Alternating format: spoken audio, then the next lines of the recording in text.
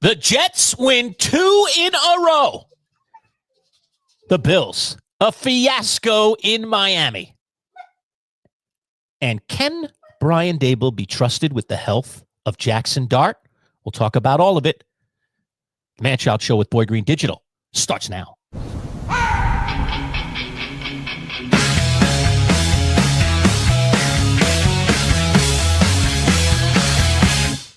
Let's go! It's time for the talk to you. 'Cause when it comes to sport, it's always coming through. And Boy Green is always on the scene. And what they'll always bring to your live streaming. So get ready, Get ready, 'cause here they come. Oh, yeah. Happy morning, everybody. Even Mookie's in the house today. Can't get him off my lap. It's the Manchild Show with Boy Green Digital, our live Monday show. Talking all things NFL. We get to Monday morning quarterback, the whole darn thing. All right, Mook, are you satisfied? You wanted a little camera time? What's up, buddy? He's looking out the window. I think he's looking for squirrels out there, Paul. I got a window here to my right, and he is looks like he's squirrel hunting. All right. I think he sees this. You know what it is? It's our first snowfall. I don't know if you caught it. I see. This morning. Whoop, let me put him down. Oh, I thought he was hunting for the next head coach of the Giants. I thought that's This morning on my way up to my 8 a.m. class. I don't know if you were in our shorts this morning on YouTube. No, I was not. I dropped a short in YouTube of the first snowfall in Syracuse. Yes, Wow. Snow on the ground. I took a nice and I put a little Sinatra to it. Oh, Let it snow, let it snow. So go check out our short. I think already 500 or 600 people have viewed that Nice. short, checking it out. All right, and that was just on my way up early this morning for my 8 a.m. class, somewhere around 7-ish. wow. That I was letting people know that it was snowing here in central New York. So yeah, Coming. yeah, you're right, Hep. I mean, a lot of yes, it was in the shorts. So I thought he was saying, "Were you wearing shorts?" Okay, Hep is jumping. Oh, I'll pop him Yes. right up here. But he said, he was in your shorts? yeah. Was in our shorts, and no, I was not in shorts. I thought that's what he was saying. That's kind of a Syracuse thing, people wearing shorts in the winter. Did Trying you to stave it like as long as possible to Yes. just like it's almost a mind over matter Who's your thing. If I wear manhood? shorts, yeah, Yeah. look. If you're I don't man, care. Yeah. I'm a Syracusan. I wear shorts in the Yeah. winter time, even when it's cold. I have friends that do that. That's never been my thing. I'll be wearing like lined jeans, by next there you month, with like the flannel lining on the inside of the jeans. That's how Yeah. I am.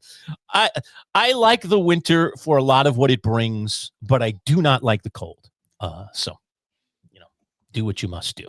My son Isaiah, when he lived up here, Yeah. he wouldn't wear a jacket in the winter. I was like, dude, it's like 10 degrees out, the wind chill's below zero. I was like, grab a jacket. He's like, nah, I don't need one, Dad. I got a hoodie. I'm like, are you out of your mind? I'm wearing a liner, a jacket, a hoodie underneath that. I'm like layered up with 3 layers. He's like, Yeah. So, all right. Good morning, everybody. It is our Monday morning quarterback show here, the Manchild Show with Boy Green Digital. Don't forget to pop that subscribe button. We're getting closer and closer every day to our 500 subscribers. And once we get there, we will indeed give away a beautiful golf club donated by our friends at Play It Again Sports. It is a Cleveland High-Bore XL driver. It's never been hit, so it has not been played again, although our friends at Play It Again, who are sponsors of this morning's video, do specialize in gently used sporting goods. And that's because you bring your goods to them and then they resell them to other people. It's fantastic. You may have a Play It Again in your town. And obviously we have one right here in Syracuse, despite the snow. And they're into winter gear, Boy Green. I'm about to put a new commercial together for our friends at Play It Again that includes skis and snowboards and hockey equipment, because that is the season we are in right now. So if you have any of that kind of stuff, you can get cash money, baby, for your winter gear. You get a little better in terms of ducats, dollars and cents, if you do it when they need it. And store value, you'll get even more than You cash. can bring in golf clubs now, but you don't get the money that you would get if you're bringing it in the spring and the summer when people are more viciously buying golf clubs. Right. You can still buy golf clubs in the winter, but you're not thinking about it as much in the winter typically. Right. Okay? Now people are buying hockey equipment, snowboards, skis, that stuff, and they want more inventory so that they have more choices for the people that come in. So if you got a, Right. People do this all the time. You got a set of skis sitting in the garage and you're not skiing anymore because you got a bad back or, whatever. Whatever, right. Yeah. When your kids were around and you don't ski anymore, go trade them in and get some cash, Heck, and if you need a pair of skis at some point, you go back to Play It Again and buy them. There you go. You don't have to buy new skis anymore. So you can get money for your old skis, and if you ever want them again, go buy them back, essentially, from Play It Again, right? Or you buy someone else's skis and you save some money. So they're a great little store, and they're right here in central New York. I know they're a franchise, so they're across the country, but they're good people. And again, a sponsor of today's video. So good morning, Paul. I'm wearing my Jets Gotham hat today in honor of your Jets because, come on, 2 in a row. I mean, my Giants finding their way to the top of the draft. Maybe your Jets climbing away from the top of the draft. Let's talk about it. 2 in a row. I know there was some meaning behind this one, a particularly fiery speech the night before from Aaron Glenn about Nick Mangold and the legend passing. We talked about it last week on the show with both Jake Asman and in one of our live shows. Very, very sad. The man needed a kidney. He couldn't get it. They couldn't find a match for him. And unfortunately, he dies still a relative young man, but a very well-liked Jet and a very revered Jet. Aaron Glenn, who, again, this is the advantage of having a coach who has a history with the team. Yes. I played it. He bled on the same ground, as they say. Mm-hmm. All right. And so he knows the importance of a guy like Nick Mangold to the Jet faithful. And so he goes out in a pregame speech to his young team and he preaches the legend of Nick Mangold, essentially. And since he's part of it, you're going to buy in. He's going to tell that story with conviction. And so obviously he did. And this was an inspired Jets team. 2 special teams touchdowns. What the bleep? Holy crow. So I know you did the show, the show during the show. What do you call it again? The live watch party and play-by-play analysis. All right. So I can't imagine what you were doing. It's probably squealing like a pig like you usually do when the Jets do something big. So, what's it feel like? 2 in a row, man. 2 in a row. Well, first off, Victory Monday again, baby. Who wanna fly with the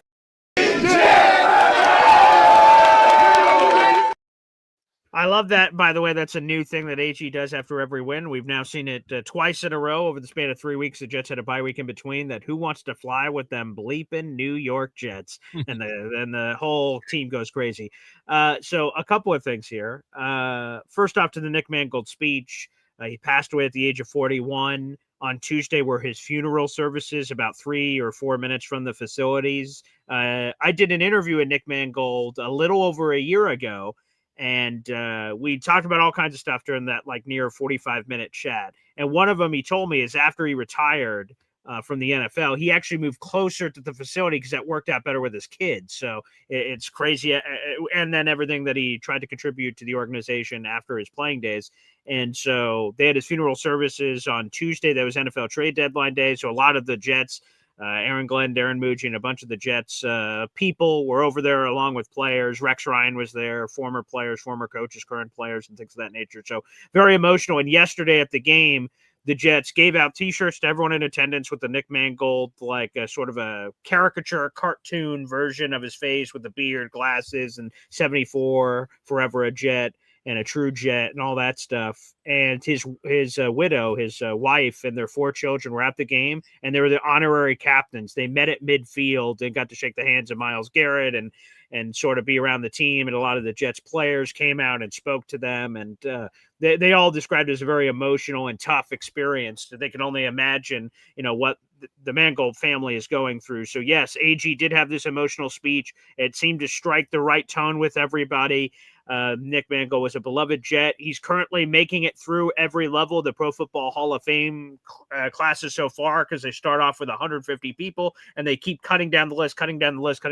And Nick Mangold has some momentum, so we'll see. I think there's only in the Pro Football Hall of Fame, there's somewhere in the ballpark of 5, 6, or 7 centers that are in the Hall of Fame. Out of the 380 Hall of Famers, there's only 5, 6, 7 centers that have ever played that are in the Hall of Fame. So it's a very elite group that makes it in. So if Nick makes it in, that'd be a tremendous honor. So, and there's just a lot of poetic symmetry here, Lurch. You mentioned the 2 return touchdowns. It's the first time in Jets franchise history they've had a kick return or a punt return touchdown in the same game. And not only did it happen in the same game, they both happened in the first quarter, back-to-back. 99-yard kick return for a touchdown for Kene Nguanu, and then Isaiah Williams had a 74-yard punt return, and that holds special meeting Jet fans because Nick Mangold's number was 74. So the fact that it was a 74-yard return is like a weird, like that was a tip of the cap from Mangold. So yeah, the Jets got help from everybody. Their defense, they traded away 2 of their best players, and Sauce Gardner and Quinton Williams days ago. They put up 6 sacks. Will McDonald had 4 sacks. That's the tied for the most sacks a Jets player has ever had in a single game. That ties John Abraham and Mark Gastineau, who did it twice. So really, it was just complimentary football at its finest. Breece Hall had a crazy game where he had a 42-yard screen pass to the house, and Justin Fields stunk. He was terrible. He had outside of that 42-yard screenplay, if you take that away, he had 0 net passing yards in the game. So like Justin Fields is awful, but they won in spite of him, which is crazy with their defense and special teams. And Lurch, I don't know if you know this, but the Jets right now at 2-7, Lurch, they're only, and I say only, for the people that want to believe in miracles, they are 3 games out of the final wild card spot of the AFC. Playoffs? Don't talk about it. Playoffs? Are you saying there's a Nothing's chance, baby? impossible until it's done. I don't disagree. We've seen stranger things happen. I remember the Miracle Mets, 1969, way back in August. All of a sudden, some magical things started to happen. So, absolutely. Although things are about to pick up here, Lurch, because so they beat the Bengals, who were fine. They were in the middle of the mix before the Jets beat them, and the Browns are terrible. But now on a short week, the Jets play the New England Patriots on Thursday Night Football. The Patriots are 8-2. They're in first place in the AFC East. They are on a 7-game winning streak. And now after the Bills implosion, which we'll talk about, to the Dolphins, which is unspeakable, the Patriots have a 2.5-game lead on the Bills and already have beaten them in their building once. So the Patriots are absolutely in the driver's seat to win the AFC East. So, man, imagine the seismic potential here of AG going into New England, going into the, into the Lions' den, and potentially beating the Patriots and then winning 3 in a row. Oh my, the roof's going to blow off on all Jet fans with everyone starting to really buy into what he's bringing to the table. Mike Vrabel has done a phenomenal job. I mean, granted, he was given some pieces, including a quarterback that was ready. Of course. That always is the difference. And he walked into a quarterback drafted by a previous regime who looked perhaps last year like he could be the guy, and now this year looks like he's the guy. All right. Looks like, Drake May, I think, is, barring terrible injury or something just going terribly wrong. I mean, he looks like a franchise quarterback. So he's an MVP candidate. I mean, he is. So he walks into an organization that has a franchise quarterback, and he gets to continue to elevate that guy. Mm-hmm. And I don't know. I mean, the rest of that roster to me last year looked like a mess. So I don't know precisely, because I'm not like Mr. Patriot following every move that they make. But whatever he's done in terms of tweaking the roster and maybe more appropriately, putting his touch on it, his spin, his culture, his playbook, all the things, his staff, all the things that a head coach gets to do. Well, Mike Vrabel, whatever he's doing, it's all working, because the players don't look bad at all. He's got the franchise quarterback. They're playing with urgency now. And he also, this kind of reminds me a little bit, and I think both guys are for real, but this reminds me a little bit of what Fran Brown walked into last year at Syracuse. Oh, yeah. He walked into one of the easiest schedules in the country. Okay. Now he went out and got a legit quarterback that changed everything in Kyle McCord, who was, for those of you that don't know Syracuse football, McCord was the starting quarterback at Ohio State the prior year, 2 years ago. And they had a young guy that was coming into the fold late in the year. And the coach basically told them at the end of the year that the young guy is going to be the starter next year. And McCord was going into his senior year. Right. He's like, what do you mean? I finally have gotten it. I earned it. I played really well last year. And you're saying I'm not good enough to quarterback now in my senior year. I'm the bleep out of here. All right. Yeah. Got the bleep out of there. And Fran Brown was waving over here, had a relationship with him in the past, brand new Syracuse coach, rookie year. And he, says, come on over here. You'll be our starter right away. Okay. And Syracuse goes out and has, for Syracuse, what's a really good football year, 10-3, including a bowl game. So, there's the backstory on that. This feels similar, because he's got this working thing with the quarterback. And now the culture and everything else he's bringing is just pulling it all together. So this, there's some similarities there to me. And their schedule, and the real connection, the one I wanted to make is their schedules. I mean, New England just has an easy schedule. I mean, my God, they have 2 more hard games on their schedule, and everything else should be a win based on how they're playing at the moment. I mean, stranger things can happen. The Jets have won 2 in a row. Buffalo got manhandled by Miami yesterday. Last week, I mean, we saw upsets last week. Detroit gets handled by Vikings. Yeah, right. Carolina, beats Green Bay. The Steelers take care of an Indianapolis squad that nobody thought they could play with. So on and on it goes. Like upsets all the time. Okay, upsets are part of sports. These teams all want to win. They all have, to some semblance of degree, good coaching staffs. Good players. There is some level of balance in the NFL. It's not perfect, and there are teams that are clearly more talented than others. But to get premium play week in and week out is not always the easiest thing. Just ask the Buffalo Bills. I mean, everybody, it was a walk, except for Anthony Prohaska, who is a paranoid guy, and now I understand why.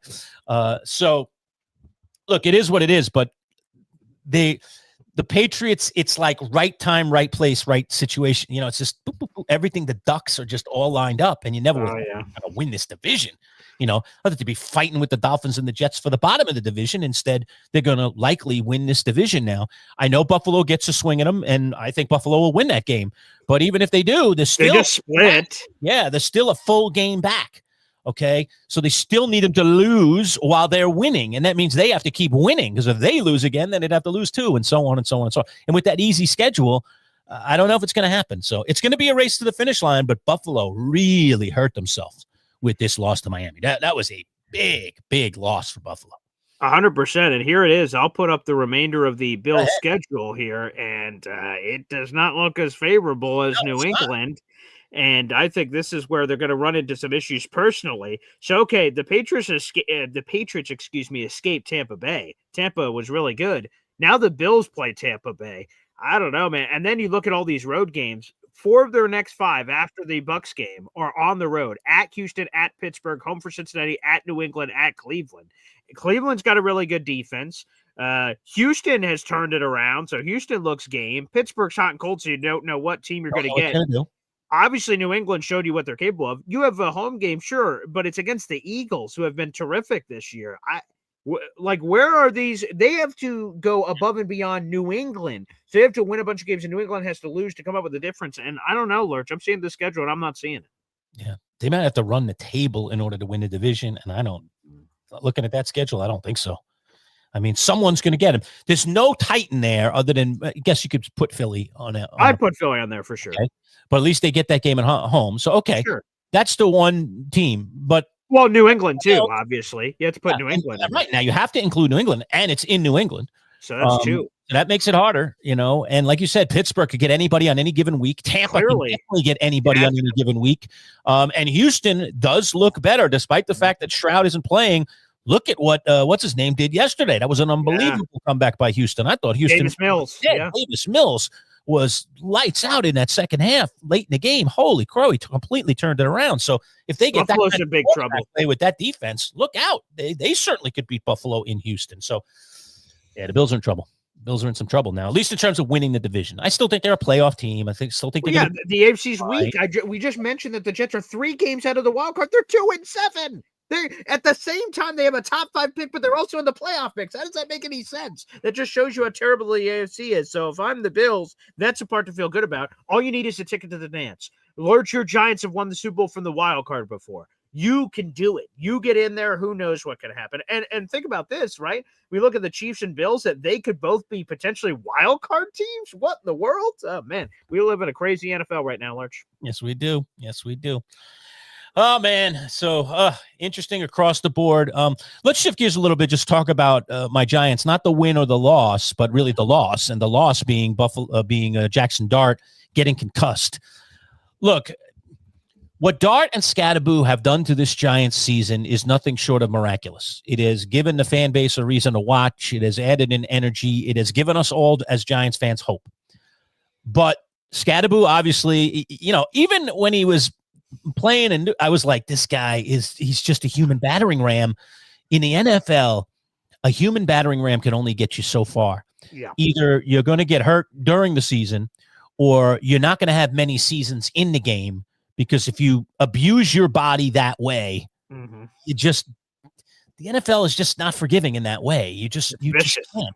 You know, you have to, dare I say, be a little bit more like Lamar Jackson, who is incredibly good, even though he puts himself at risk a lot. He was good at this from the time he was in college. We've talked about this in prior shows. He's just elusive.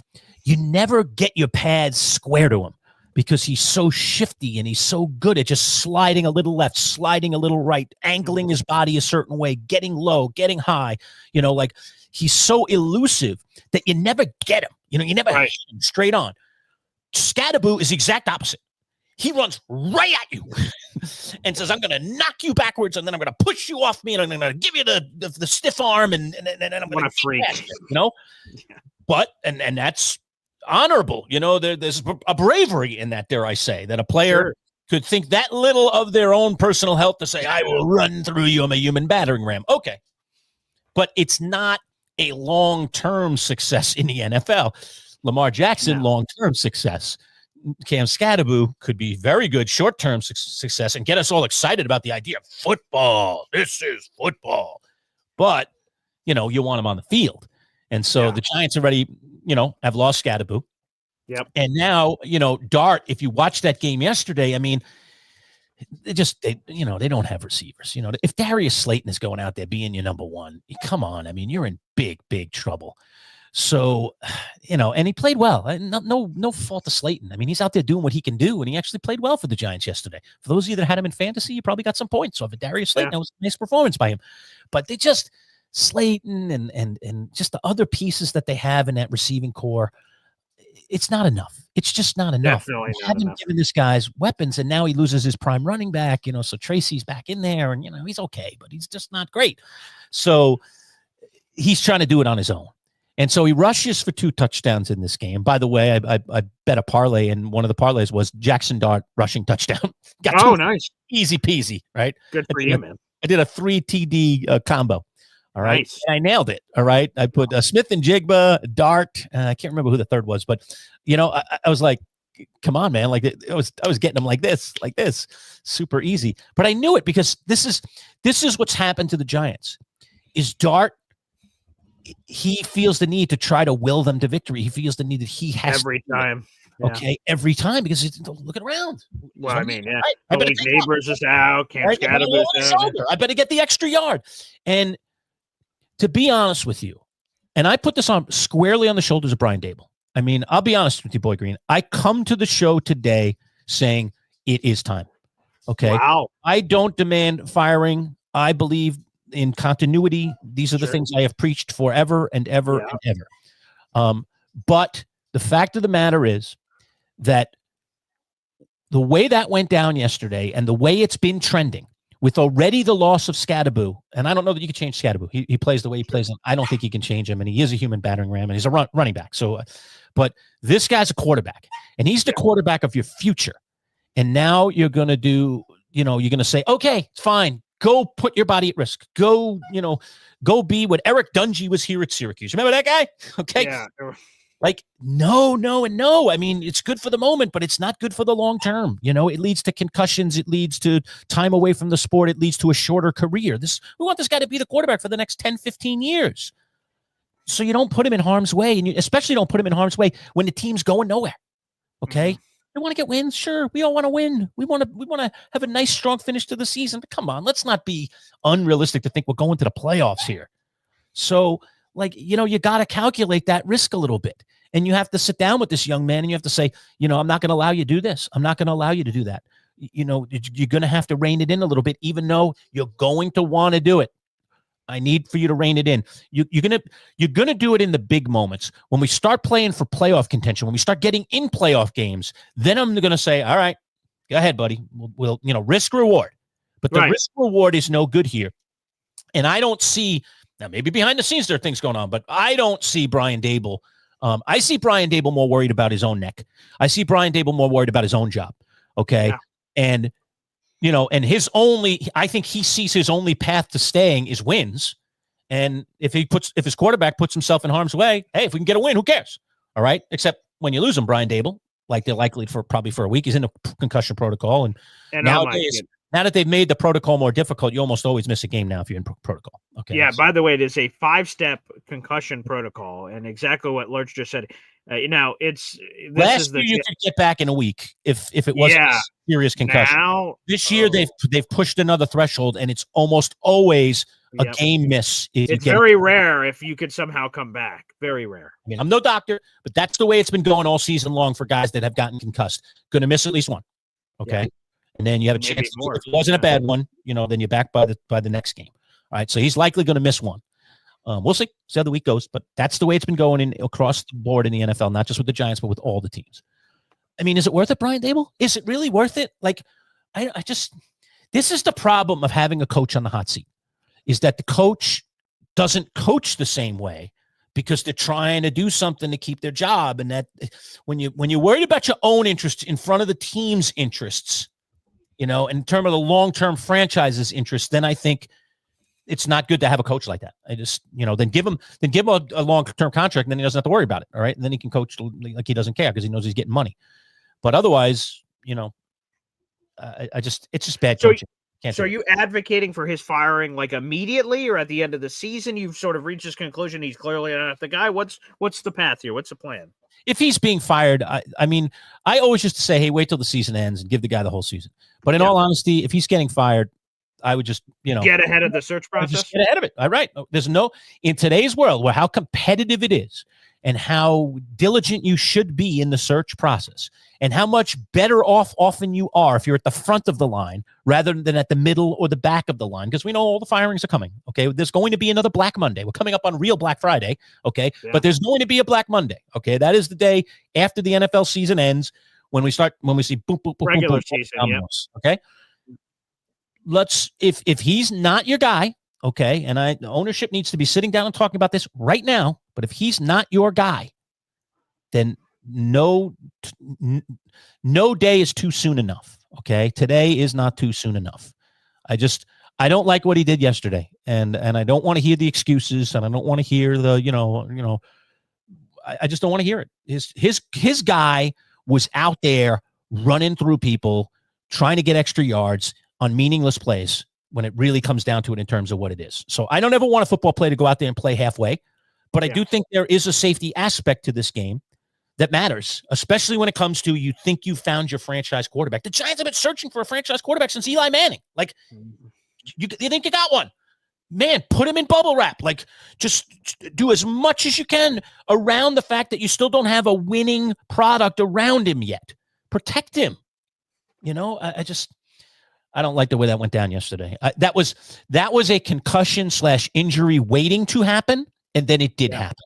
And I was like, Big Al from our fantasy football league, all right? Al Swierdowski. He's probably, I haven't seen him in there today, but who knows? Al comes into our live shows quite a bit. He might be working today.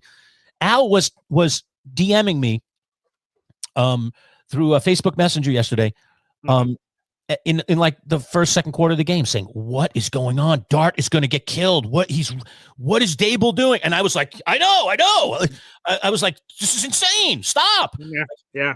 Like, we already knew it. Like, him and I were like thinking the same way. I was like, you're right. This is suicide. This is a suicide mission we're watching here. And the kamikaze is about to fly into the aircraft carrier. We're about to see it. It's about to happen.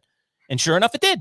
Okay. Yeah. On almost an inconsequential play too, that one, like sliding in and he gets hit. Like, it was almost an inconsequential play. But this is why that there's supposed to be, Mark Sanchez back in the day. I don't know if you remember this, Lurch, but Rex Ryan brought in Derek Jeter and said, hey, can you show him how to properly slide and protect himself? And there was a whole funny thing in the newspaper, but they were trying to get him to play less recklessly with his body. Again, there's situations, playoffs, a 4th and 1. I just need to get this for my team. But it just seems like he's going out of his way as a human battering ram to put himself in jeopardy. And he's too important to the rest of the team. Now we're going to see Russell Wilson or Jameis Winston. Like, And boy, as soon as Russ got in there, oh my God, it's like, boo. You feel it. Like, you feel the energy come out of the stadium. Yeah. You see it come out of the players. Like, I feel bad for Russell Wilson.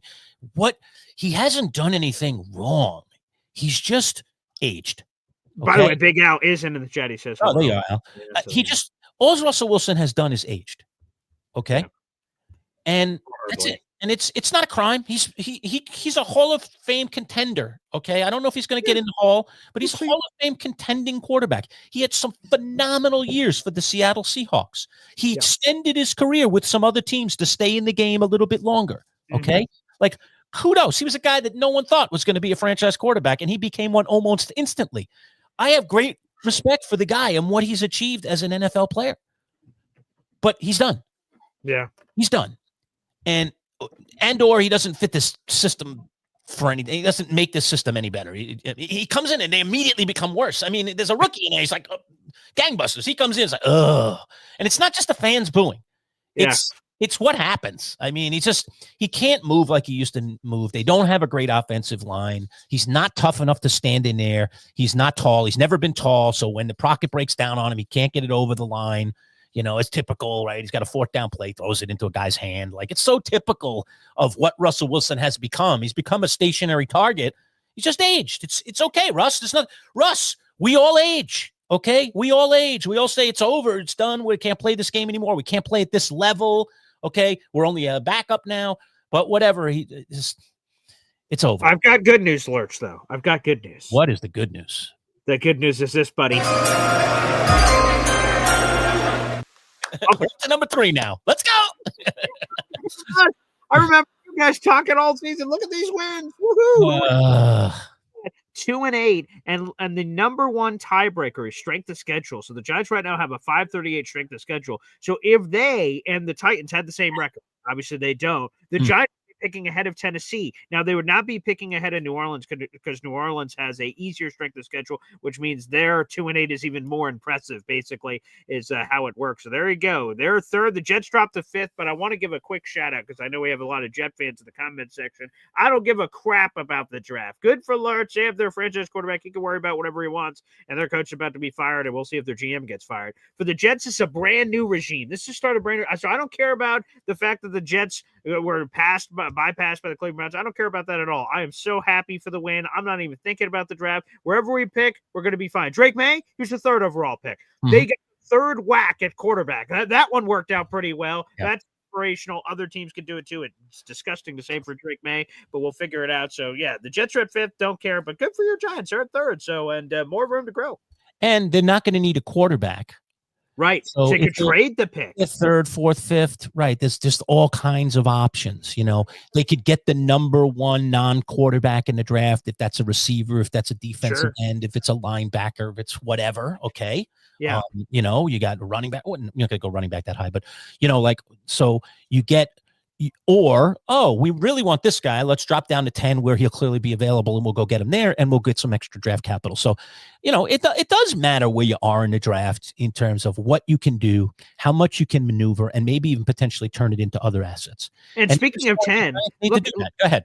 And look at that. Speaking of 10, oh my goodness, what this thing that happened in last year's draft is going to come back. The Falcons stink, but they traded their future first-round pick to the Rams. That first-round pick belongs to the Rams. The Rams are a Super Bowl contender. Matthew Stafford, if the season just magically ended today, the MVP would be him or Jonathan Taylor, and the lean probably goes to the quarterback in a quarterback-driven league, and Jonathan Taylor gets Offensive Player of the Year. The Rams have the MVP at quarterback. They're in the Super Bowl conversation, and they could have a top 10 pick in the draft because Atlanta stinks because they traded back up for a defender last year in the draft, and the Rams backed out. So savvy move by the Rams drafting. They could have both a top 10 pick. They have both worlds. Trying to win a championship and getting a top 10 pick to add another player to that team. Absolute insanity. So a big salute to the LA Rams getting that pick, future first rounder from the Atlanta Falcons. And it wasn't that long a time ago with the Rams where they were trading away all their picks. Remember when they traded for Stafford and they made all these trades to bring in players to build a championship contender, and they got that one Super Bowl. Yeah. And everyone's like, whoa, man, they got like no future, you know? Well, they have more than survived that. Okay, they have more than they've been fine since they've won the other Super Bowls, but they've been fine. They've won more games than they've lost, and now they're restocking the till here. All right, as they get ready at some point to, you know, Matthew Stafford looks like an MVP candidate. Oh my goodness! You know, I don't know how many more years he's going to play, but who knows? I don't know. Definitely, you know, it's moving towards the back end of his career for sure, and they need to start planning for the future beyond Matthew Stafford. And now they might have some, dare I say, ammunition to do that. So good for them. They're very well managed organization. They have a terrific coach. McVay is fantastic, and he knows how to run an offense. That's for sure. And the Rams are doing it right. But we unfortunately belong to what have been, at least in recent years, very dysfunctional, franchises from top to bottom. It starts with the owner, and it goes all the way down. And when you are dysfunctional, you are typically dysfunctional from top to bottom. Hey, Fox Sports Talk is saying this, so let me pop this in here, and I agree with them. Fire Dable and elevate Mike Kafka to head coach. So there are rumors out there that the Giants might want Kafka to be the next, that he would be a candidate for the head coaching job. Now, for the full-time or the interim? For the full-time. Oh, wow. Okay. Yeah, he was on Ed's short list. Remember Ed Valentine? Yeah, that's true. Kafka's name was right there, okay? I don't agree with that. I don't want anybody in the current regime coaching this team going You don't forward. want a promotion from within. You want an outside hire. Absolutely not. Oh, God, no. Okay. But if the Giants really do think that Kafka could be the next head coach, give him a trial run. And this is exactly what you do. Right. You're uncertain, but you have good feelings. Mm-hmm. You like what he brings to the table. He's different than Dable in a lot of ways. I'm sure he's a lot different as a man and as a leader. Yeah. Right. So if Dable is not to go beyond this year, why not let him go now? Bring Kafka in and then see what kind of leader of men Kafka is. I know it's tough to be thrown into the fire like this, but he knows the players. He knows the rest of the staff. Okay. And he can become his own man for a half a season, and you can get a good look at him and see, is he the leader of men that you believed he was, or is he lacking some things here organizationally that you don't think really translate to being a full-time head coach? And then you part ways with him and you do your big search. I mean, why wouldn't you take that trial run? Again, I'm going under the assumption that the Giants are done with Dable at the end of this year. Yeah, right. If they are, Yeah, then they should be trying all these things because, the more things that you try before you get to make the decision, I think the better decision you're going to make. Of course, more information, the better. You don't know. No one knows what it's like to be a head coach until you're a head coach. I don't care what you watch, what you look at, or anything of that nature. So, yeah, 100%. If I'm the Giants, this is definitely an avenue to explore. And Dable, every press conference, is answering hey, how's your job security? I'm just worried about this week. I'm just worried about this week. All right, man. Well, because, it's not even... It's not even just the losses. It's the way they're losing. It's the horrible nature of this defense that has decent personnel and is not looking any better. It's just, I got screwed, man. I picked the Giants on a solo pick, 3.5-point underdogs. How many points did they lose by 4? Come on, man. Last second loss. That was a great pick by me. Pat on my back. I'm on the injury report for a limp wrist from patting myself on the back for that pick. That was a great pick. And I got screwed, man. Come on, Vegas. It was a lone wolf looking to happen. You were very close on that lone wolf. Yep. I was talking to somebody yesterday about it, and I was like, oh, he had that lone wolf. Ooh. Thank God I got that one. It's like, good grief. I mean, that would have been a great lone wolf. Yeah. I mean, again, lone wolves this week. We had 4 on the board. Okay. Matt Lombardo, the only one that was even close to being brave enough to take in Miami, and he did, and they won. So Lombardo, how about that? Miami over the Bills, and he predicted it. So good for Matt because he's had such a rough year in the pick. Oh, yeah, he has. Yeah. For him to nail a lone wolf like that, and it wasn't a hesitating one either. It wasn't like, oh, you guys are all over there. I'll just take this one. It was like, I'm on. I'll do it. Yeah. So he was all about that one. You just missed on the Giants. Okay. And you missed on Washington. That wasn't a good one for you. What was the fourth one? Was Jets? Did I get that one by myself? No. There were. Ed. Damn it. Ed was on the Jets. Yeah. Ed was on the Jets too. Yeah. You should have got a lone wolf on the Jets. Again, I give up. I give up with the Jets. I've been so faithful to them this year, and every time I've been faithful, they've lost for me. And then every time I thought, this is a good spot to take the other team, they win or they cover. I should say they cover. They won in this case, but they cover. You know, they have covered. About they have a handful of about times. half the time. And I'm always on the wrong half. At 50 over there, no, I'm on the other 50. 50 over there, I'm on the wrong 50. So. And here's some just advice out there in the universe. When you're on the bottom, you're like, let me just do something to see if I can mix it up because I'm trying to fight my way out. The only reason I picked Washington was because there was a lone wolf opportunity. And I'm like, you know what? Screw it. I'll take Marcus Mariota, but I didn't believe in it at all. I'm just like, man, I need to throw something at the wall and see if it sticks. And desperation gave me a loss for no reason whatsoever. I lose enough on my own. I don't need any help. Damn it. Terrible. And there is a lone wolf on the game tonight. Tonight's Green Bay Philly. That should be a good game in Green Bay. And Joe Bartle, of all people, the guy who always picks against his Packers. He's a diehard Packer fan, goes to the games. All right. And Joe Bartle, who's always against the Packers for some strange reason, where all of us thought Philly, 2.5 points plus we get Philly. We get Philly plus 2.5. Thank you. After Green Bay, that terrible loss last week. All right. And Joe Bartle was the only one who had faith in Green Bay. I don't know what that's all about, other than maybe he thinks it's a bounce back. Maybe. But I love the 2.5, and so did everyone else. But Bartle's got a lone wolf on Green Bay tonight. So, All right. Look, we're overdue to give our friends from Play It Again a little kudos for sponsoring today's video. So 30 seconds, just learn a little bit more about our friends at Play It Again Sports. Take a listen. When you don't want to pay full price for sporting goods, and who does, then there's only one place to go in Syracuse. Play It Again Sports. With both new and gently used gear, Play It Again has prices way less than regular retail stores. Another unique aspect of this awesome sporting goods store is that they will give you money for that quality sports gear collecting dust in your basement, attic, or garage. No appointment necessary, just bring it into the store. Play It Again Sports in the DeWitt Town Center on Erie Boulevard right next to Crunch Fitness. Don't spend more, play it again. PlayItAgainSportsSyracuse.com. All right, we are back. Manchild Show with Boy Green Digital. And don't forget to bang that subscribe button. You can win yourself a golf club. Hold on, Boy Green. I'm going to reach and grab it. There she blows. It is a Cleveland Highbore XL driver. Here's a beautiful head cover. Nice. Beautiful. Leather head cover. I will toss it on the floor to show you the club itself. Still wrapped in beautiful plastic. Nice.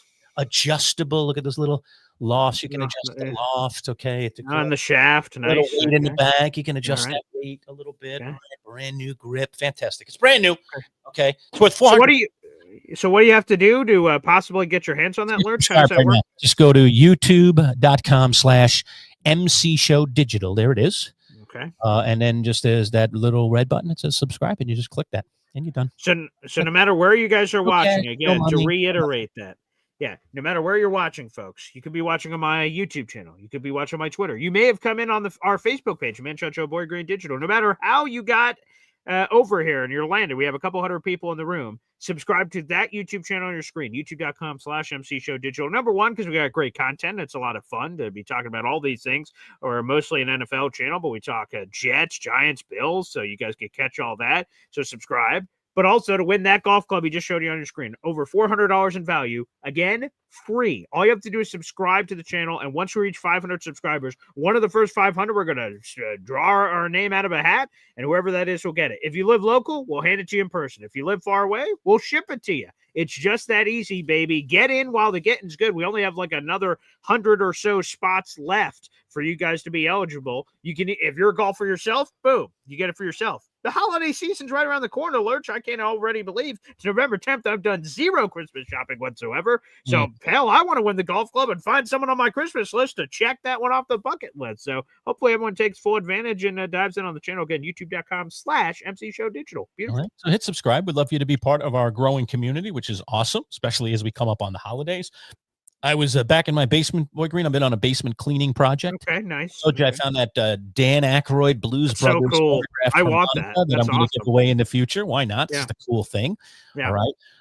I was going through. You remember when we were in the studio, we had a ton of bobbleheads. We had a nice little shelf along a window, and we had a ton of bobbleheads that we had collected over the years. Mm-hmm. And so I was, wrapping them in bubble wrap and preparing them essentially for their eventual departure to someone else's, shelf or something. I have one of the ones. I think I'll do these as a set, and this is very difficult to get. I'm sorry that many, many years ago, I gave away one of the 5 characters because from Anchorman. It was the Anchorman set. It was it was Veronica Corningstone and what's his name? I got the rest of them. Rick Tamlin. Yeah, Tamlin. Champ Kind. Yep. Okay. Brian Fantana. Yep. And of course Ron Burgundy. Yeah. Many years ago, I had gotten that set through somebody I knew in the movie business. Yeah. And they had sent me actually a couple of sets. I gave away a couple on the air. And like I often do, I was like, anytime I get a couple of things, I'm like, let me hang on to one, for our own purposes, to display in our studio, whatever. Yeah. And this is when the movie came out. That's a pretty long time ago. Oh, I mean, you can go boy. check it out. When did Anchorman? Okay, let's take a guess. I know you're not a year guy. When do you think Anchorman came out? I'm terrible with years, as you know. All right. Let's see if I go over under you. Okay, here's where I'm at mentally. Okay, It's either in the 90s or the early 2000s. The 90s could be too long ago. Yeah, I have a number written on my hand. I'm going to go early 2000s. I'm going to say 2000 and I'll just go split in the middle. 2005.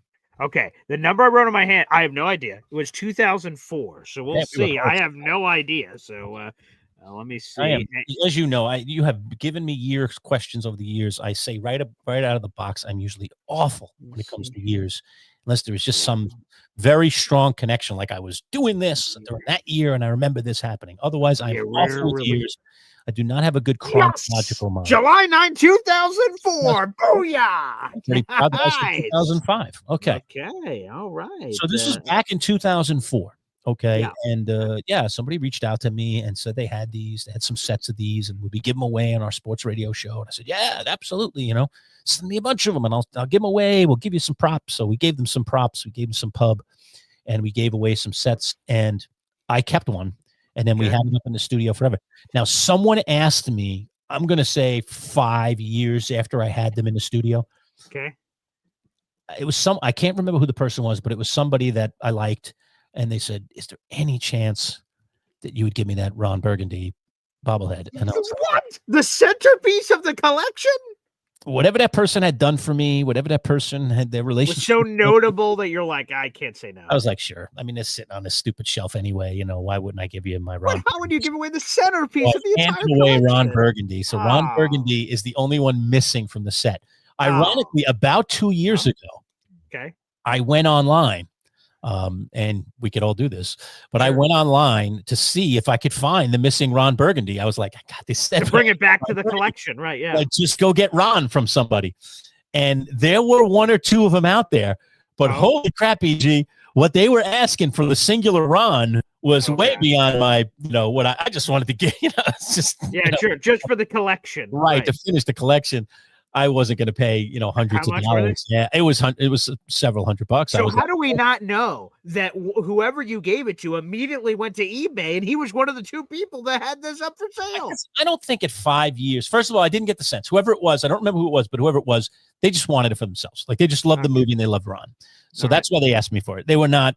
I don't think it was even in the back of their mind they're going to sell it. It wasn't a shyster. Right. Okay.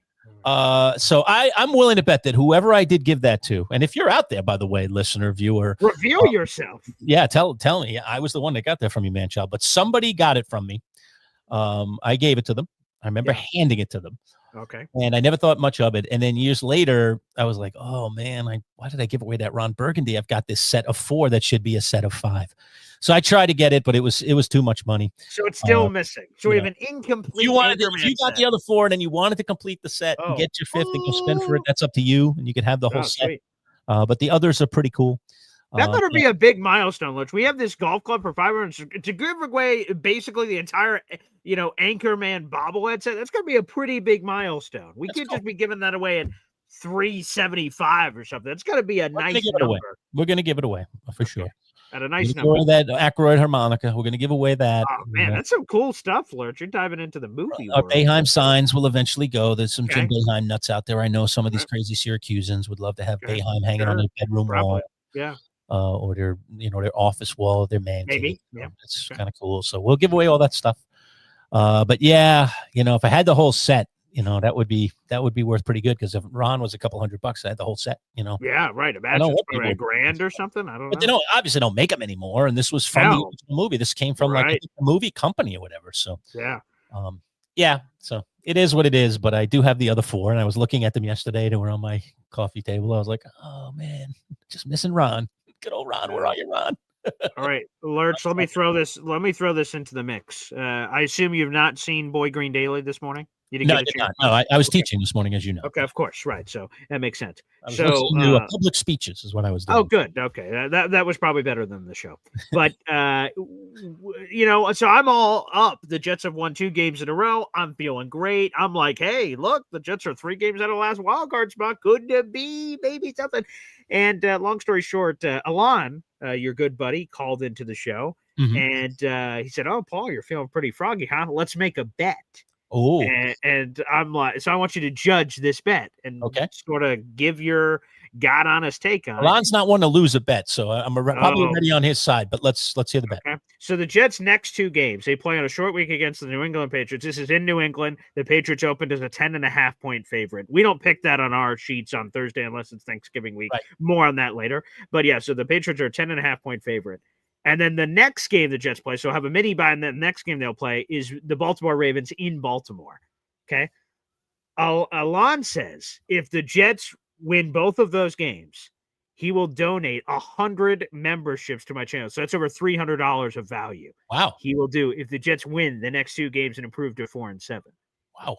However, if the Jets lose both of those games, I have to shave this beard down to like, Oh. I mean, it's not nothing. It's not like I won't have any hair, but it's like basically a 1.5, 2 on the scale. So if people have never shaved a beard before, I'm going to have like just the hair will be on the face, but that's basically it. There's not going to be much more left. That's how I looked a bunch of years ago back in my youth. So that's it. We've got pictures of you in that. Yeah, right. That realm. Yeah. So back in the old days, so I did have quite the length, to show. Yeah.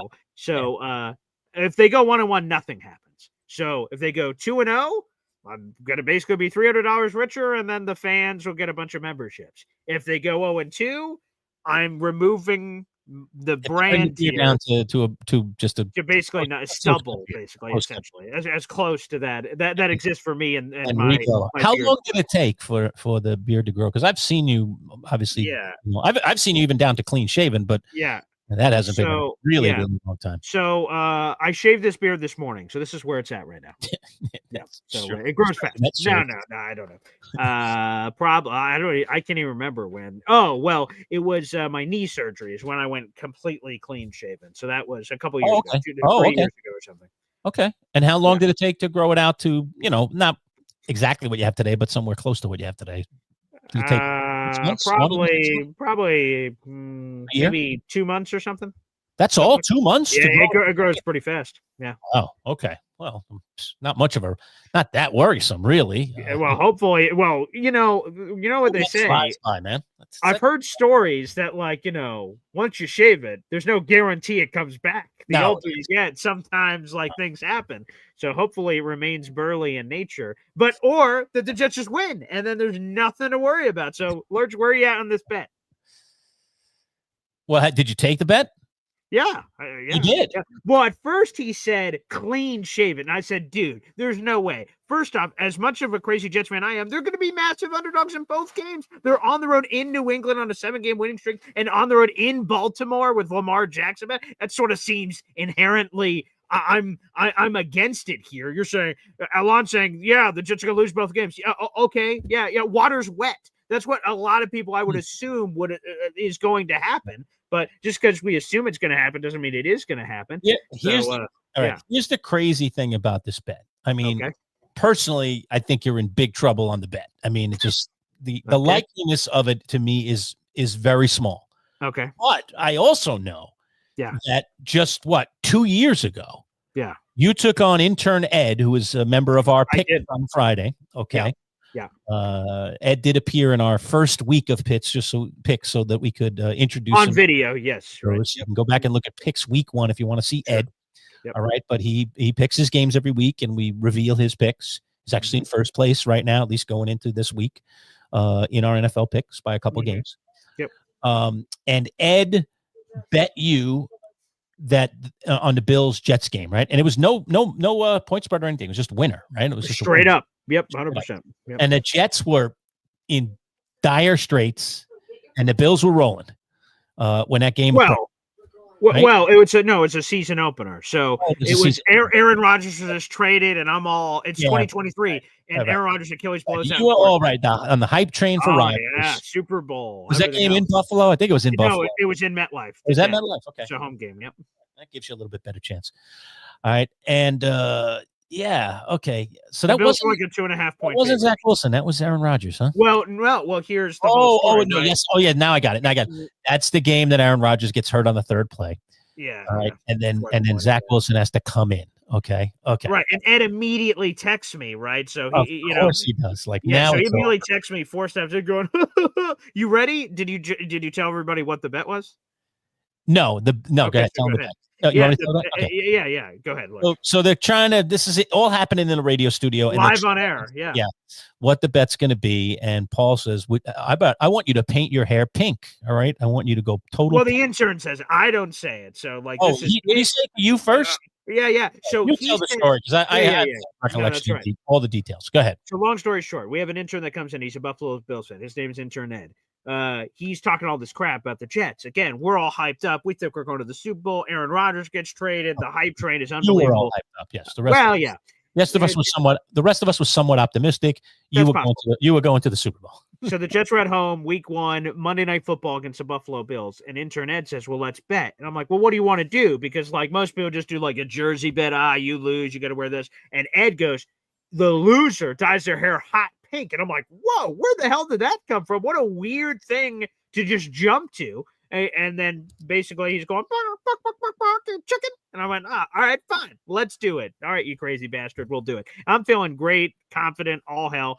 Like I said, Aaron Rodgers blows out his Achilles 4 snaps into the game. And Ed starts texting me going, up, get that, that hair dye ready, sucker. And I'm like, hey, the game isn't over, pal. But I'm going to be honest. I was in the fetal position. Of course you are. God, Zach Wilson, this is a disaster. Like, Going back to last year, this is a the nightmare. football gods and everything else. And anywho, long story short, fast forward to the end of the game, Zach Wilson hits Garrett Wilson for like one of the craziest touchdown catches of the year, bobbling catch, and the Jets win the game, and they get the overtime walk-off winner from Xavier Gibson, an undrafted rookie that made the team. You guys all saw it on Hard Knocks. He makes the team last second. He's the one that had the overtime walk-off winner, Joe Buck's call. Unbelievable! Can you see? And then Ed has to dye his hair hot pink. So are you saying that my betting history would indicate that perhaps? Yes, I've got a chance? I think what Alon has to fear is the craziness of you and some of these bets. Like I remember when you made that bet with Ed, and I was like, Boy Green's going down. I mean, there's no chance. It's just no chance. Like they'll be a little better with Rodgers, but come on, the Bills are a well-oiled machine. They're going to come out gangbusters. They can't afford to lose a game here in week 1 to the Jets. They're going to win. Yeah. And, and you were just all over the hype machine. I was like, this is a bad bet for Paul. He's going down in this one. And then, all that stuff happened. And so, yeah, you have a penchant sometimes of staying on things for a really long time. And while everyone else is just becoming more and more discouraged, every once in a while, as they say, something happens. I mean, like yesterday, Miami beating Buffalo. I mean, nobody, that Miami could have competed with them. I could say there'd be some people that would see that coming, but to see them beat them 30-13 and like dominate, blow them out, like blow them out. I mean, nobody saw that. Nobody saw that. Definitely not. So, but any given Sunday or Thursday in this case for the Thursday night game, and you get 2 swings at the pinata, not just I one. do. Alon is giving you 2 swings, and to get 1 win for the price. I mean, again, like I was an idiot with that bet with Jamie because I first of all I bet him that dopey put on a Dallas jersey at the draft, which that was disgusting. And no skin in the game. It's just a random Lions Commanders NFC division. And then I doubled down on a meal, so now I got to buy him a steak dinner, which I still haven't gotten yet. But when are we all going out for that, by the way? It's going to be soon. It's going to be soon. Oh, so great. I'm going to get him out before the holidays to do this. So he's been very, very busy, but he mentioned it to me the other day. I actually invited him the other night. I said, "Come join me. I'm going to play. Come on, I'll get you there." And he couldn't make it. So should I text you my availability after the show? No, not at all. You keep trying to glom in on that bet. You had nothing to do with that. I was a part of it. I was in the room. You had nothing to do with that bet. Well, Eddie.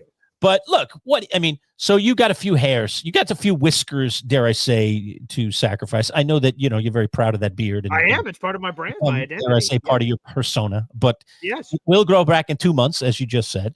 And so it's not going to be permanent, and you'll still have some stubble there, and just look like a cleaner cut version of yourself, I guess, for a little while. Whereas Alon is putting out real money here, between $300 and $400. He's throwing some ducats down here. Oh yeah, shout out to and Frankie. it's going to be great for your channel too. More people watching. So yeah. It's a win-win. Yeah, actually, let me throw in one more. I forgot Frankie called in later and said, I'll throw in another $100 on top of it to add on to the bet. Wow. So it could be up to 400 bones thrown out in there into the universe. So have people buying memberships left and right. Yeah, that'd be great. So, yeah. So, I think all things considered, it's not a bet that I would want to be on your side, but I think considering risk versus reward, it's a bet that I would probably take if I were you, because one, you get to do what you always do, which is be the internally optimistic Jet fan. All right. And for 2 weeks now, you get to turn that volume up another level. Sure. And then number two, stranger things have happened. And I just go back to 2 years and the Bills losing to the Jets and Ed having to dye his hair pink. Unbelievable. So, what a great picture that is in the universe. You should go find that out on our Instagram, MC Show Digital. Yeah. Ed is not that handsome a guy to begin with, and then you put him in pink hair, and then that really gets weird. So yeah, sorry, it didn't really highlight his eyes. I'm sorry, Ed. It didn't do a good number for you on the hot pink. And it was bizarre. But anyway, I don't know how it all came to pink, but whatever it was, and he did good for him. He didn't welsh on the bet. He showed up. He got his hair. He did it. My fiance did it. Yep, she dyed it. Wore that hair pink for a while. Finally, it did go out. Thank God. Apparently did a number to him though, and a scalp. So again, he's the one who picked hot pink. So for another year, or something like right. that. It can all end eventually. He's moved on for it. He learned his lesson. I don't see him offering you any bets lately. And not so much. But Lurch, let's end there and go back to it. So Ed's the Buffalo Bills fan. Mm-hmm. I mean, absolutely devastating blow for the Buffalo Bills in a game that you had to win. You were a 10-point favorite in Miami. This is an opponent you have dominated, winning 14 of 15, 7 in a row. You had swept them every year for the last couple of years. And this is a team that's basically rolled over and died. They fired their general manager. Their head coach could have been fired at any moment. And the Bills get their barn doors blown off. Josh Allen looks like a discombobulated mess, turning it over in the red zone. And now the Patriots kept winning. They had a really tough game in Tampa, and they win that game. Now they're 2.5 games up on Buffalo. They still play one more time, but at best, Bills could just even Steven it. And we talked about the schedules earlier. Lurch, this is a disaster for Buffalo. It's a disaster because they had that game where they could get back a full game from New England. And now that game is just another game on the schedule that they have to win if they want to even hopefully get a swing at New England. But now they're going to need New England to lose more than they lose. And they have the tougher schedule. So even if you believe the Bills are the better team, they have the tougher schedule. Plus, they're playing New England in that head-to-head game that you'd have to say is a 50-50 game at best. So they're in trouble. They're definitely in trouble. But all it takes is one thing to happen. Like, all it takes is Drake may getting hit in the knee. Jesus. I'm just that's all. Like, I guess stuff like that happens. It changes the whole trajectory of a season. When a key guy goes down. Now, I'm not wishing him to get hurt, but this is football. This happens every single week. Okay. Jaxson Dart could be out more than a week. If he take, that hit is a little different. That's football. So yes, we look at the schedule, we look at the parameters, we look at where the head-to-head game is, and we say, Buffalo's in big trouble. Buffalo's in big trouble right now. Buffalo might not be in big trouble in 2 weeks, 3 weeks, or whatever. Or they could be in worse trouble because they lose another game and suddenly they're not the Buffalo Bills that we think they are. They, to me, have been showing that they're a flawed team all season long. And I think this Miami game exacerbated some of those flaws. No question. And they just didn't look like they came ready to play. That was a factor, too. Preparation issues. I do think their injuries, their deficiencies, where they're kind of, trying to get away with some things, where they're playing players who they shouldn't be out there every week, I think that's what was exposed in this Miami game, and I think that's what Buffalo needs to worry about more going forward. They should have taken. Now, this was reported by Ian Rappaport and the NFL Network crew on Sunday morning. So the Bills apparently tried an aggressive trade. They didn't do anything. We talked about that this past week. but they tried to swing big. They called the Jets and offered a first-round pick for Quinnen Williams. Obviously, the Jets rejected it and went a different direction to the Cowboys.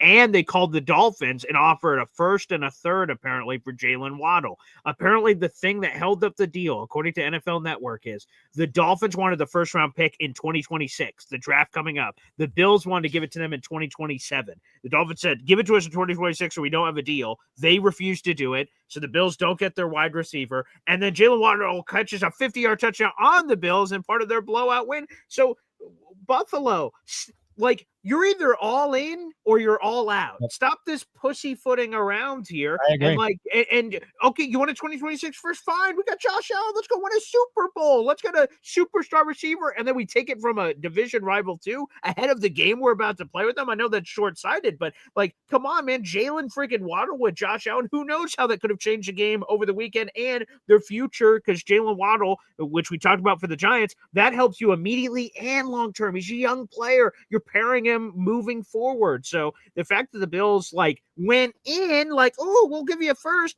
We don't want to do that though. We don't want to give it to you this year. We want to give it to you next year. Yeah. That's where you're getting too cute. Go all in or stay all out. So unbelievable whack and a miss there from Buffalo. I think that the Bills are at risk now of losing their window. Granted, Josh Allen still has plenty left in the tank. You know, he was the MVP of the league last year. He might even win future MVPs. He's not going to win it this year, but he's 29 right now, 29. But they have a very distinct window, and they're in that window right now. And it just feels to me like they're not going after it the way that other teams, like Philly is a great example right now. I mean, they're just swinging, man. They just keep swinging for the fences. Kansas City has done that to a degree at points, trying to swing for the fences, and the Bills it feels like they're so conservative, and they could end up losing their window and then never getting the championship. But it's one thing not to get the championship. That happens.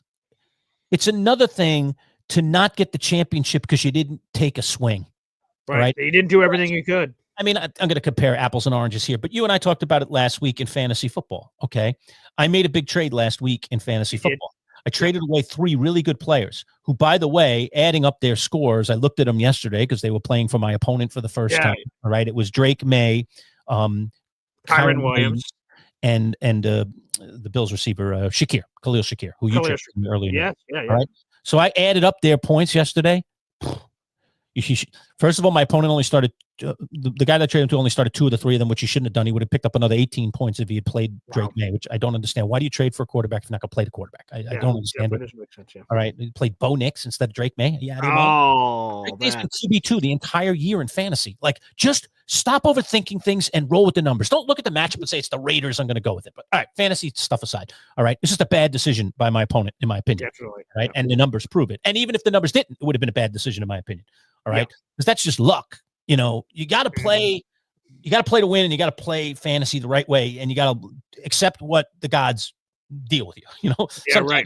Sometimes you face, what was it, Tucker Kraft and Franklin, right? Troy Franklin, right, yeah. In a given week, and they score 60 on you, and you're done. You know, and that's just going to happen, and it sucks, but it's going to happen. But don't be the guy, you know, trying to take a swing with somebody on your bench when you got a good guy that you could just put in your starting lineup that proves time and time again over the consistent arc of the season that they're going to give you an honest amount of points and maybe even give you more than you thought.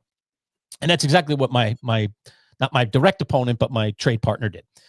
But I added up those points. Now I got back Jaxson Smith-Njigba. He's phenomenal. I mean, he's a freak.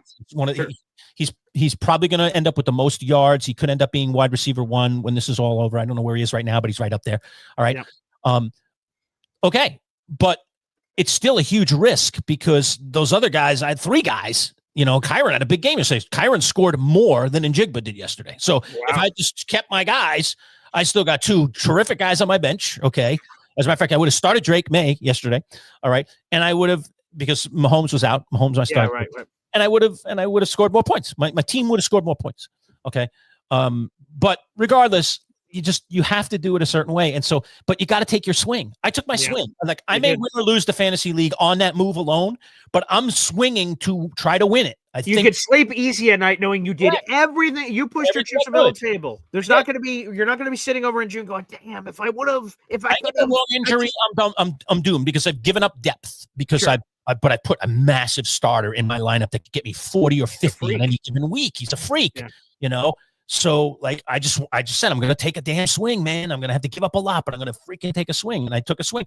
That's what the Bills need to do, and they didn't do it. And now they could live in that temple of regret for the next 3 or 4 years for 100%. Not taking a swing. You got to take a swing.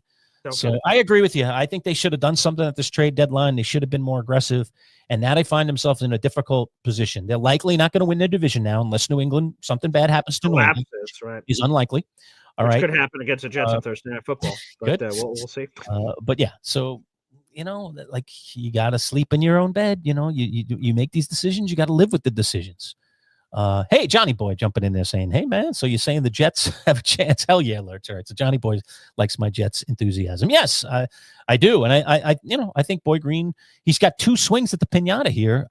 Why not? You know, he's got 2 really good swings at the pinata, and I think he could get them. He could definitely get them. So anyway, so there you go. All right, Boy Green, as usual, you know, I will come back to you for some final thoughts here on the show as we close it out here on a Monday. Again, let me set up the week while I'm waiting for you to come back here. Number one, we've got our usual cast of characters this week. So Jake Asman will be back with us this week. Ed Valentine will be back with us. I'm very curious to hear what Ed has to say about this Jaxson Dart situation.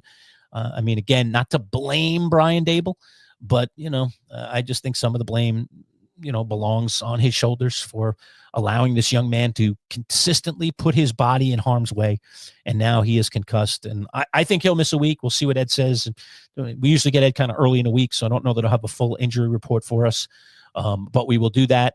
And then we've got, you know, we're going to be for the first time this year, middle of the week. I think we've got it scheduled for Wednesday. I'll check with Paul in just a second when he comes back. But we have our insider for all things Syracuse basketball. So basketball season has started here in Central New York. And we're going to be kind of checking in the early part of the season, every couple of weeks with our basketball insider. He's a great guy. His name is Neil Adler, and he works for a website called Inside the Loud House. And that's something that you should check out if you like Syracuse basketball. And Neil is a great, great guy, and he'll be our insider for all things Syracuse basketball. So in case you didn't know, Carmelo Anthony's son, Cayenne, is on the Syracuse team this year. He has started the season. They've just played a couple of games against a couple of powder puff opponents. They've won both of their games. But Cayenne is right now coming off the bench, although actually in this last game, because one of these starting players was hurt or missed a game. I'm not even sure if he was hurt. He missed a game. And so he started. But he's been really good, like better than advertised, coming off the bench. He's going to be a starter before too long, or he's going to be the 6th man that plays just as many minutes as the starter if he ends up staying on the bench the whole season. So we've got the interesting Carmelo Anthony's son on the team. And then we've got some other good players, another top 30 recruit in Sadiq White. He looks pretty good too. He's a slender guy, but he's tall and he's down there. And they got a transfer from UCLA, William Kyle, who's a center, and he's looked really good in the first 2 games. Now, again, they're playing, you know, dare I say, substandard opponents, you know, opponents that Syracuse should take care of. That's what a lot of the college basketball teams do in the early part of the season. And then they start playing league opponents, you know, in earnest in January. But we'll check in with Neil Adler. So our first check-in with him will be this week as well. So that's going to be a cool bit that we'll be doing. And you'll like him. He's got a great personality. He's a lot of fun. We have a lot of fun with him. And one of the things that we should, I think, continue to do for Neil is play Duran Duran music. His son loves Duran Duran. And so we usually introduce Neil every week with a different Duran Duran song. So if you like Duran Duran, we'll continue to try to roll in some Duran Duran for Neil Adler, our SU basketball insider. And then Anthony Prohaska, as usual, with us on Thursday. And then, of course, we'll have NFL picks and Joe Bartle live 10:30 on Friday. So there's a little setup for our week.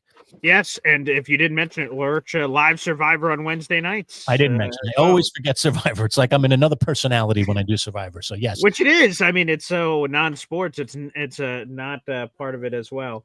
So we double dip live. We double dip yes. live on Wednesday. So we do our usual. We'll be back for our usual Wednesday live show at 11 with Dalton Wasserman of PFF to break down all of the games and then preview this weekend's games, the upcoming games, including that Jets Thursday night game, and then we do our live Survivor show right at the end of Survivor. I think Brett LaBelle is back. Have we heard from him yet? Is he back from Europe? I have not heard back from him, but he did tell me last week. Traveling Europe. Yes.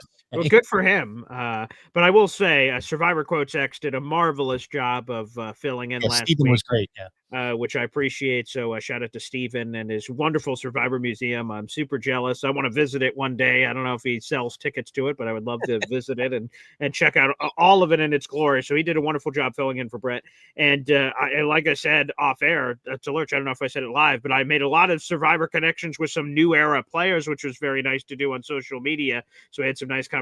So maybe we'll do a round table at some point where it's me, you, Brett, and then other Survivor players, and then we'll all network, connect the dots, and recap to our latest episode of Survivor. So new Survivor people to come, which is awesome. So it was great to network with a couple of new Survivor people as well. All right, BG, as you do final thoughts, I'm going to play the theme song underneath us. I got the new mix, baby. So go ahead. Final thoughts from Boy Green as we go out here on a Monday. Jets victory Monday again. It's terrific, and only a handful of games out of the wild card spot, so you're safe. A chance. So can't wait. Amazing, great, terrific. And hey, I love doing these Overreaction Monday shows. They're always a lot of fun. All right, everybody, thanks for tuning in. We'll see you. We got plenty more content. We'll see you live on Wednesday morning. Take care. Enjoy.